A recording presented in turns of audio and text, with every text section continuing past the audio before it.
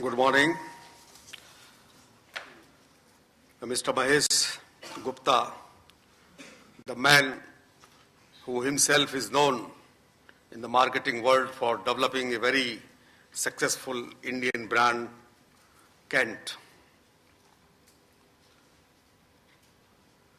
Mr. Anurag Batra,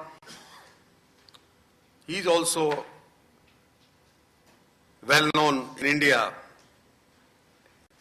as an entrepreneur, young entrepreneur, and known inside India and outside India for launching Exchange for Media, a very innovative concept in media business, and recently taken over one of the leading business weekly of India Business World, and he is now chairman at GBN Media Business World and chairman and editor-in-chief of Exchange for Media Group. So his presence is also very significant for Indian Marketing Summit. When we started Indian Marketing Summit, we have been inspired by a very renowned professor in marketing, internationally renowned Professor Jagdish Seth from the University of Emory. And I remember I met him in 2006, and I proposed to him that why and how Indian marketing should be different from the global marketing, and why do we need Indian marketing as a concept significantly different from the Western marketing. He blessed us, and we started this journey in 2007. And I am happy that Ms. Jessie Paul, CEO Paul Reiter, former CMO of Wipro, also worked at Infosys, is with us second time.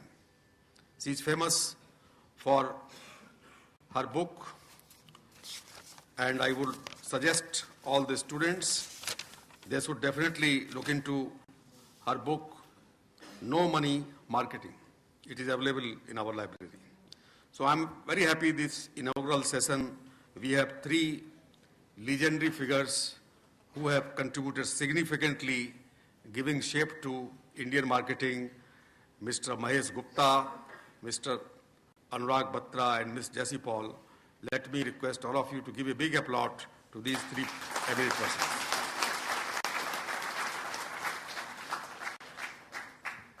So today, we are going to have, along with this inaugural session, three technical sessions.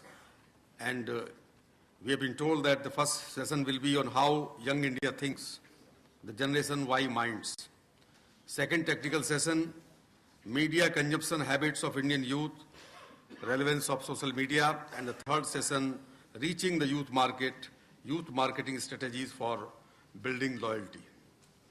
And I will give credit to Professor Dhruv Chak and Professor Alok Bharadwaj, who have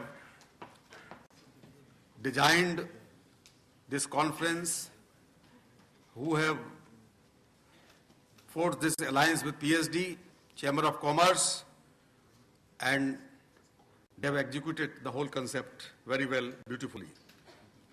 Because youth marketing is a very important subject for all marketers, for all educators of marketing. Why it is so important for all the marketers and for these schools? As has been told by Mr. Gupta, or you may find many stories in the media currently in reference of the general elections slated to happen within next 1 month or so. We have 460 million youth between the age group of 13 years and 35 years in 2009. By 2020, this population will go up to 574 million. And the median age of India, till recently, it was 26 years. At this median age, if you compare with the median age of some of the important economies of the world, Brazil's median age 29, China's 34, US median age is 36.6, Russia's median age is 38, United Kingdom's median age is 40, and median age of Japan is 45. This is very important that India is being perceived worldwide as a young nation or a nation with young population. And also very interesting fact is that the recently Internet or WWW has celebrated 25th year. And this 25th or 25 years is also very important for our country. I have recently read one of the story published in Pitch magazine owned by Mr. Anurag Batra about youth marketing. There was a survey. They have quoted the survey done by MTV Power One in 2012. And this story quoted what do they think about Indian youth. And there were 5 important learnings. 98% Indian youth believe they have the power to bring change in the world. 98%. They are in favor of change. 50% complain online if they do not get good service from brands. So, Indian youth demand good service from brands. 50% claim they derive their power from a social network. So they are networked. It's a network generation. 42% insist they will actively participate in a cause or movement that affects them. We remember in December 2012 and even before that, the movement launched by India Against Corruption, there were wide participations of youth across the country, not only at Jantar Mantar or Ramlila Maidan, all over the country. We have found that Indian youth was in turbulence and they were asking for change. They were supporting the various social causes across the country, but mostly against corruption and against the crimes against women. But surprisingly, a mere 10% look up to public figures as a role model. So there is a trend of disillusionment among the Indian youth. In our generation, we were having icons like J.P. Narayan, Jayaprakash Narayan, or Milkha Singh, or Sardar Bhagat Singh, and we were very much motivated by those icons. Even in politics and in business, we were having icons and we were not disillusioned as significantly as the current generation of Indian youth is passing through. How does the Indian youth spend money? This was another survey done by MTV Youth Wallet and quoted by Pitch. And their spendings, as you know very well, because in this hall, the majority belongs to the Y generation, that their spending are mostly on gadgets, mobiles and other gadgets, clothes and accessories, internet surfing, dating, eating out, commuting. These are the favorite activities, even on smoking and other intoxicating beverages, coffee shops, holidaying, pubbing, clubbing, and buying books. Buying books is not very popular, but they have some spending on books also. Some of the very popular brands among youth are Pepsi, Coke, McDonald's, KFC, MTV, Airtel, Idea, Puma, Nike, Adidas, Apple, Channel V, Nestle, Flipkart, Titan, Micromax. So this is the profile of the spending done by Indian youth on what kind of activities, what kind of goods they are spending, and which of the brands are popular among youth. I'm not claiming that this is the complete list. I would like to raise certain questions, and I hope that during the day-long proceedings, we will have some good discussion on those issues and questions.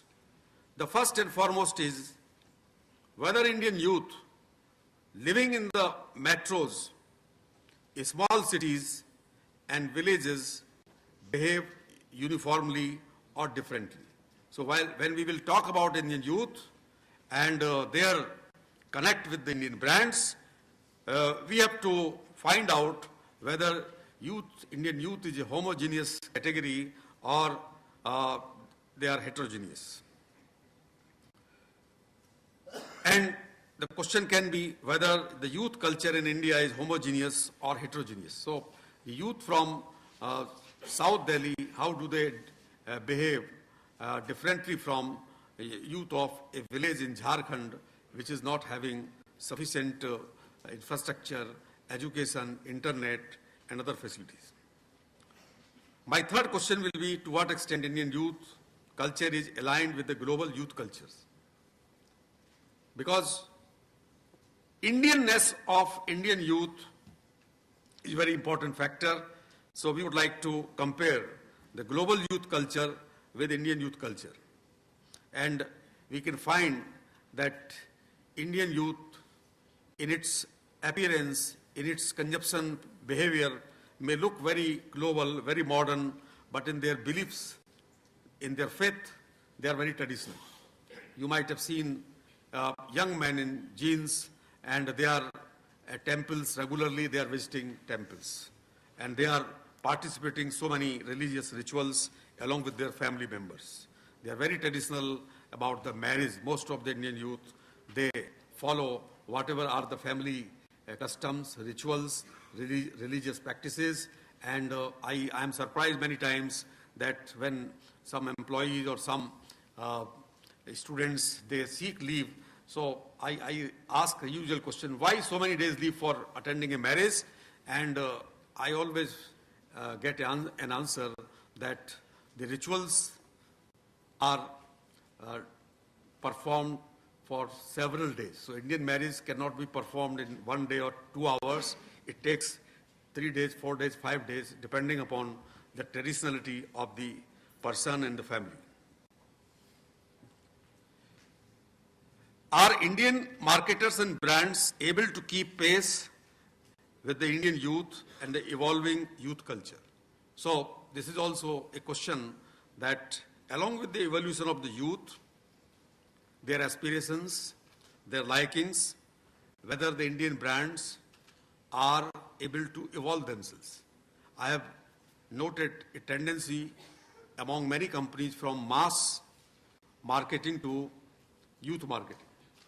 So they were offering products and services for the masses.